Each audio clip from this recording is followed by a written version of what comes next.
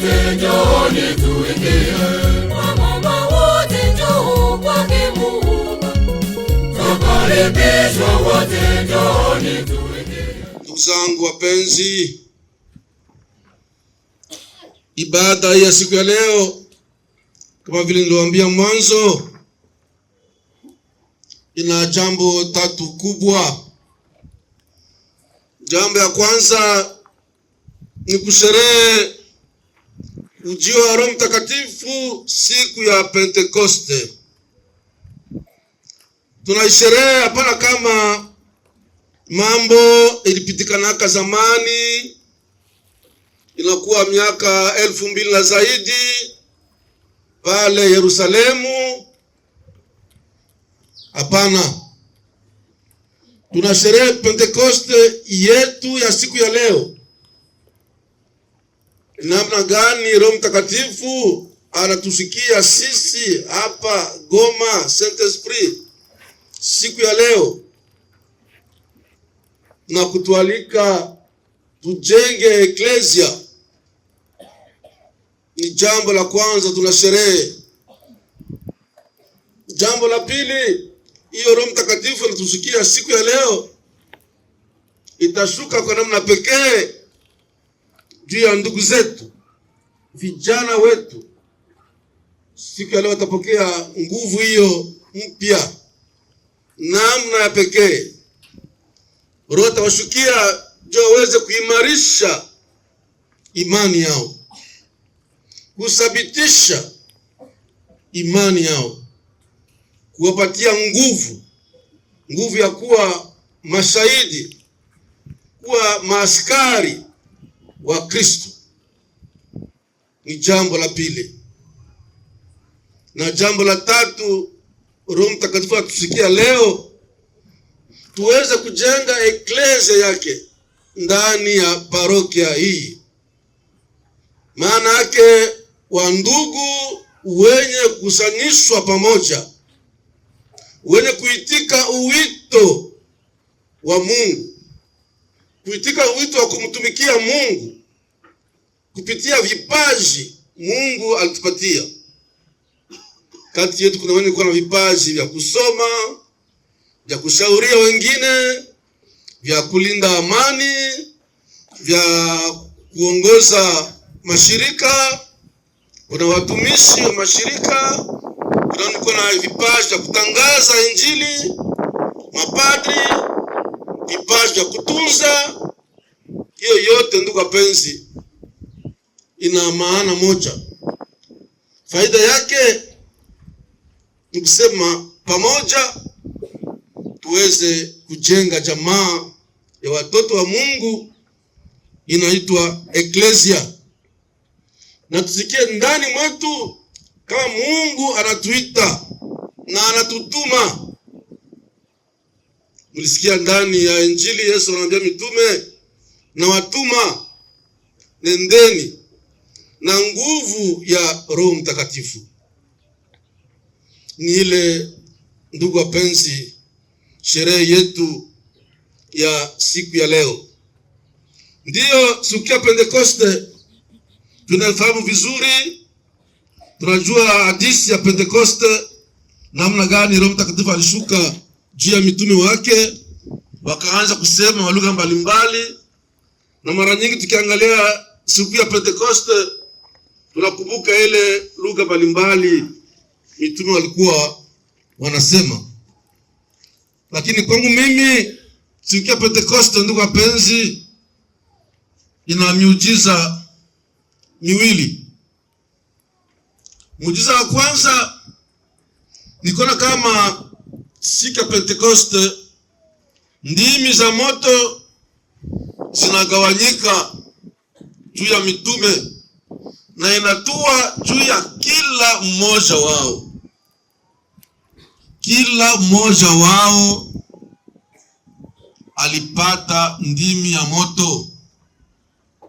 Roho Mtakatifu alimshukia. Roho Mtakatifu kuchagua tu Petro au Yohane, hapana. Alishuka juu ya kichwa cha kila mmoja wa mitume waliokuwa pale, na kuishia tu pale. Aliingia ndani ya roho ya wale wote waliokuwa pale wakisikiliza mafundisho ya mitume.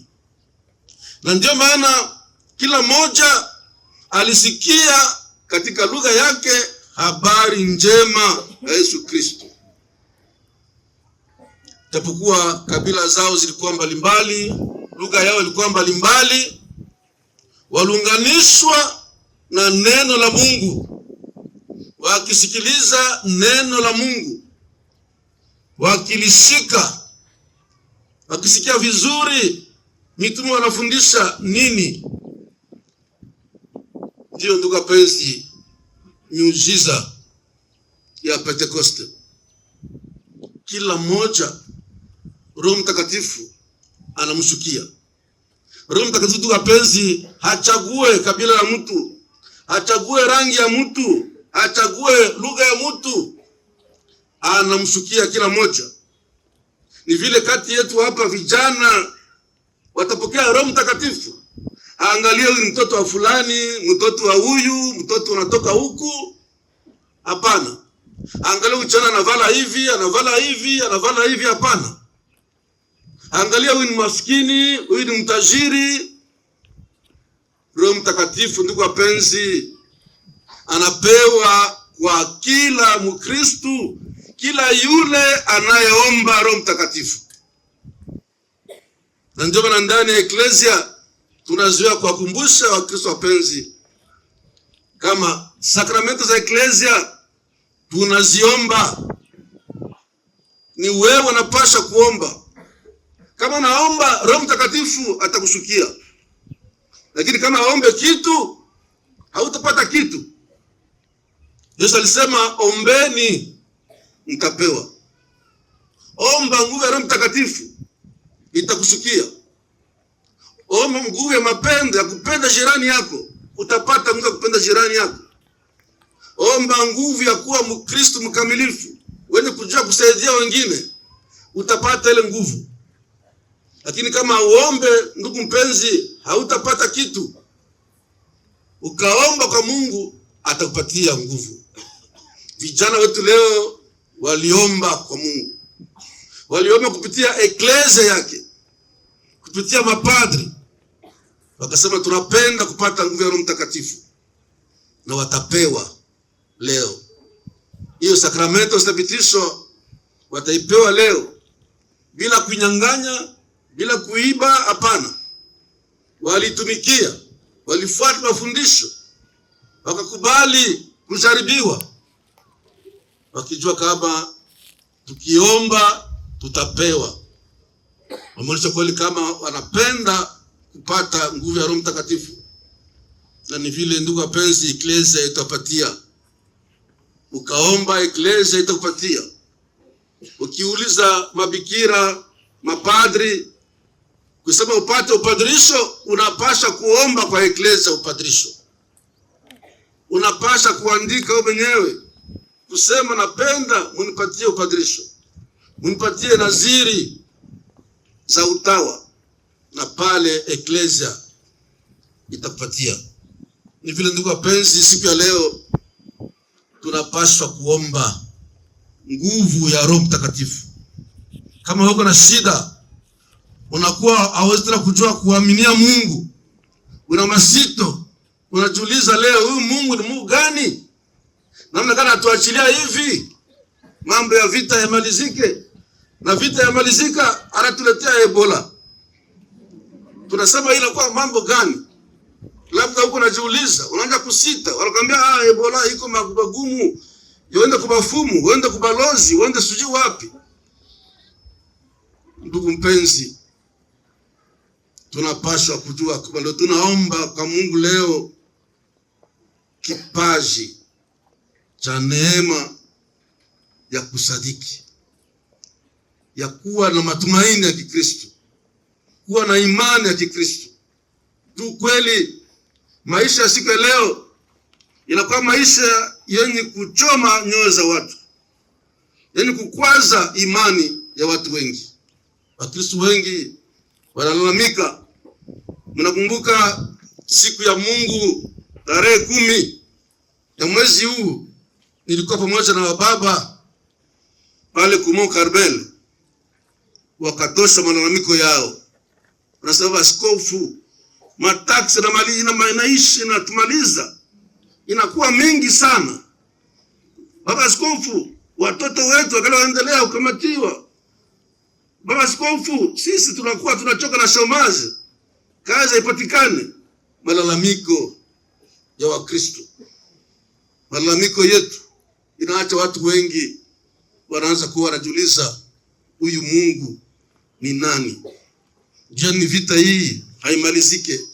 Jana tuwezi kusikilizana kati ya Wakongomani.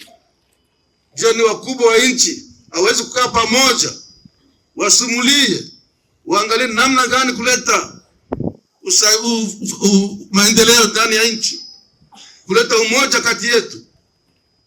Ndiyo ndugu wapenzi, ndio maana leo tunapaswa kuomba kipaji cha Roho Mtakatifu, atupatie imani, atupatie nguvu ya kuwa mashahidi, atupatie nguvu ya kushuhudia imani yetu bila woga, bila haya. Ni ile ndugu wapenzi, neno nipenda kuambia jana vijana wetu, napenda kuambia leo, mtapokea nguvu mpya ya Roho Mtakatifu, mtapokea vipaji 7 vya Roho Mtakatifu, kwani mliomba. Eklesia itawapatia kupitia mikono ya baba askofu. Mtapokea vipaji hivyo juu ya nini? Itafanya kazi gani ndani mwenu? Kipaji cha nguvu, cha shauri, cha elimu, cha hekima, cha kutumikia wengine. Ni kwa ajili ya nini? Ni juu vijana wapenzi, muwe mitume. Msiwe tena kama vile wengine vijana wapagani, wengine hawajamjua Mungu. Wao wanatumikia tu tumbu yao, wanatumikia tu mali ya dunia, kutafuta kujipamba, kutafuta upuuzi wa kidunia. Ni mtakuwa vijana wapya wa Roho Mtakatifu, mtaanza maisha mapya. Kwani kila kwenye Mkristo anaanza mambo mapya, Roho Mtakatifu yuko pale, anamletea ugeuzi. Mkumbuke Roho Mtakatifu, kila mwanzo wa maajabu ya ulimwengu, maajabu ya wokovu wetu, Roho Mtakatifu alikuwa pale. Roho Mtakatifu alikuwa mwanzo wa eklesia, mwanzo wa ulimwengu. Wakati Mungu aliumba mbingu na dunia, anatambia Roho yake Mtakatifu alikuwapo, anatembea juu ya maji. Roho Mtakatifu anaumba vitu vyote, anafanya vyote viweze kuwa vipya. Kwenye kuwa desordre analeta ordre, kwenye kuwa kifo analeta uzima. Roho wa Bwana alikuwa pale mwanzo wa kuumba mbingu na dunia. Roho wa Bwana, ndugu wapenzi, alikuwa pale mwanzo wa kuzaliwa kwa Kristo. Alimshukia Bikira Maria na nipaka akakuwa mama wa Mwokozi. Mwanzo wa wokovu wetu ilianza na Roho Mtakatifu, ndugu wapenzi. Wakati Yesu alibatizwa, akianza kazi yake kitume, Roho Mtakatifu alikuwa pale, akamsukuma aende jangwani ajaribiwe na shetani. Kutukuza kama majaribu ya mwovu shetani, ndugu wapenzi, tutaikuta tu ndani ya maisha yetu. Majaribu haiwezi kumalizika, ila tutakuwa na nguvu ya Roho Mtakatifu kwa kuweza kumshinda mwovu shetani, kuweza kumshinda bila woga na bila haya. Na mwanzo wa eklesia tunasikia leo namna gani watu walikuwa makabila mengi, lakini siku ile lugha zao, makabila zao hazikuweza kuwatenganisha sawa vile watu wa Babeli. Siku zile, ndugu wapenzi, lugha zao, makabila zao, rangi yao iliweza kuwa nafasi ya kuwapatia nguvu ya kuwa umoja, kujenga eklesia ya Bwana, kutambua katika kila mtu, kutambua ndugu, kaka, dada, kwani Roho Mtakatifu yupo kati yetu. Roho Mtakatifu yupo ndani mwetu, ndani ya kila mmoja wetu. Ni vile vijana wapenzi, leo pia ni mwanzo wa ugeuzi ndani yenu, kuwafanya kuwa wapya. Roho ya Bwana atafanya mambo yote kuwa mapya ndani mwenu, ndani ya roho yenu. Ndio mnafaa kweli, mnaomba hiyo neema. Napenda kuwakumbusha wakati nitapatia wakati ya ibada ya kuwapa Roho Mtakatifu, nitawapaka chapa katika panda la uso wenu na mafuta ya krisma ya wokovu yenye kubadilisha hali ya mtu ya ndani. Wakati mtu anapewa upadirisho, wanampaka mafuta ya krisma, anakuwa mtu mpya. Wakati mtu anabatizwa Mkristo, wanampaka mafuta ya krisma, anakuwa mtu mpya, anazaliwa mpya. Wakati askofu anapata askofu, wanampaka mafuta ya krisma. Ni hiyo ndugu wapenzi, watawapaka leo vijana wapenzi mafuta ya krisma, tukitia panda alama ya Roho Mtakatifu katika panda la uso wenu. Na kisha hapo nitakupiga kofi kijana mpenzi. Napenda kuambia kidogo juu ya kofi ile, juu tunaikuta ndani ya injili ya leo. Wakati Yesu anapatia mitume wake, anaambia pokeeni Roho Mtakatifu, anaambia kwanza amani iwe nani, amani iwe nani mitume. Kisha anaambia kama vile Baba alinituma na mimi nawatuma. Ni vile vile wakati askofu anapiga kofi, anakuambia amani kwako, ninakutuma. Ni maana ya kofi ile. Nenda, hauko tena mtoto kidogo wa kupembeleza, hapana. Ulichokuwa mtu mzima, ulishakuwa na akili.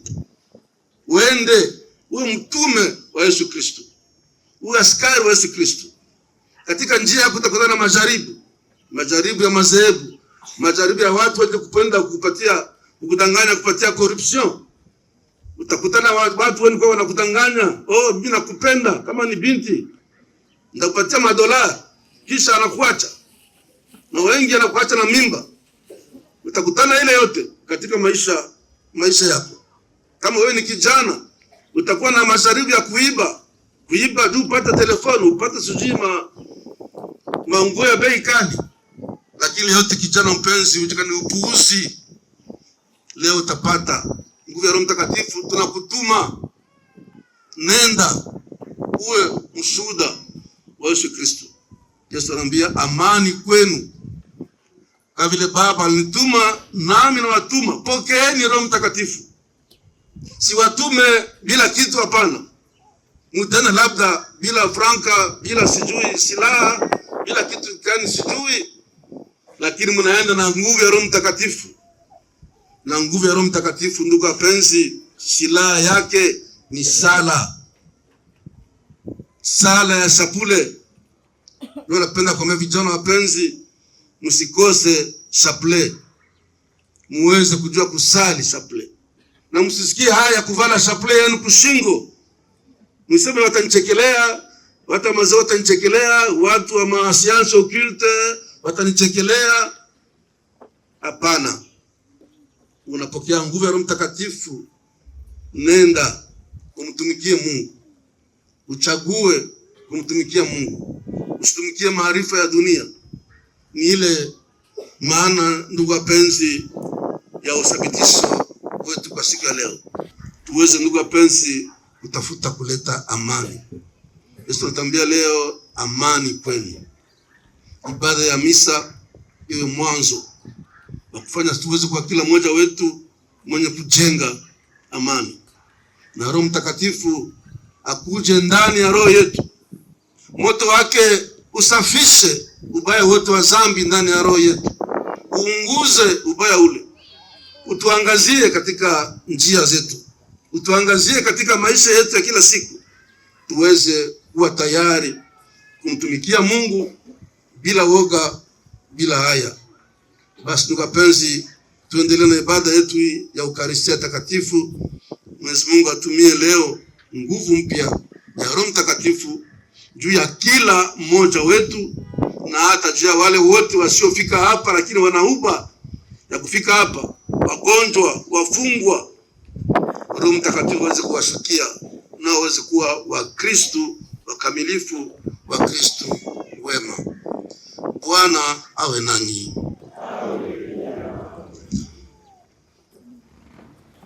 Mungu Mwenyezi, Baba wa Bwana wetu Yesu Kristo, umewazaa wapya watumishi wako hawa kwa maji na kwa Roho Mtakatifu, ukawakomboa katika dhambi.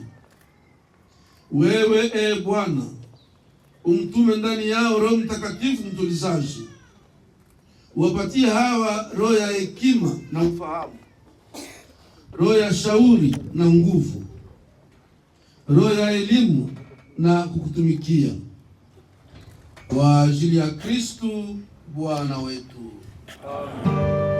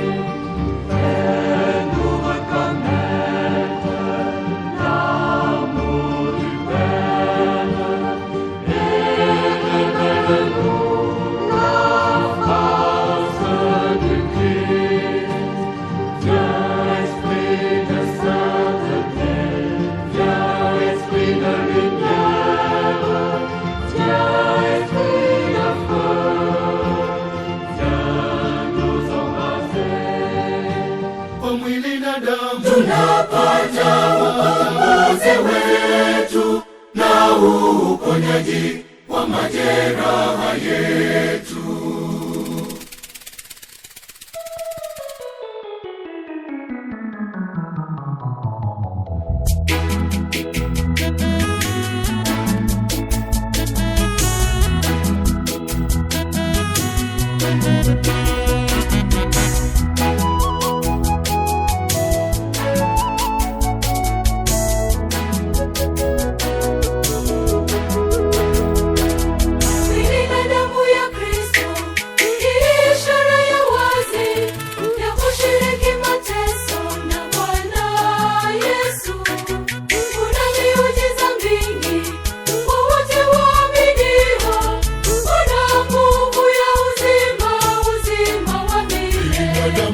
ni chemichemi ya uzima, ni Kristo Mwokozi wangu. Kwa mwili na damu tunapata ukombozi wetu na uponyaji wa majeraha yetu. Ni chemichemi ya uzima, ni Kristo Mwokozi wangu. Kwa mwili na damu tunapata ukombozi wetu na uponyaji wa majeraha yetu.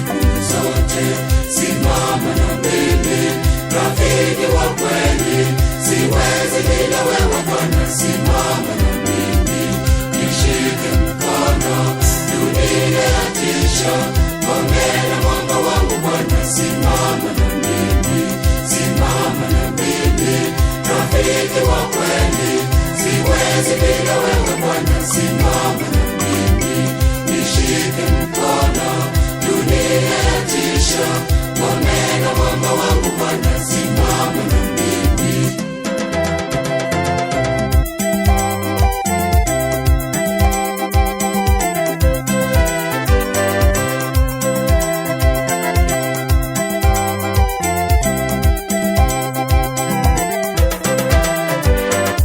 Nitamwona lini anipigani, aye nimuonyeshe adui wanizungukavyo. Nina kiu cha Mungu wangu aliye hai, wokovu wangu Baba anisimamie.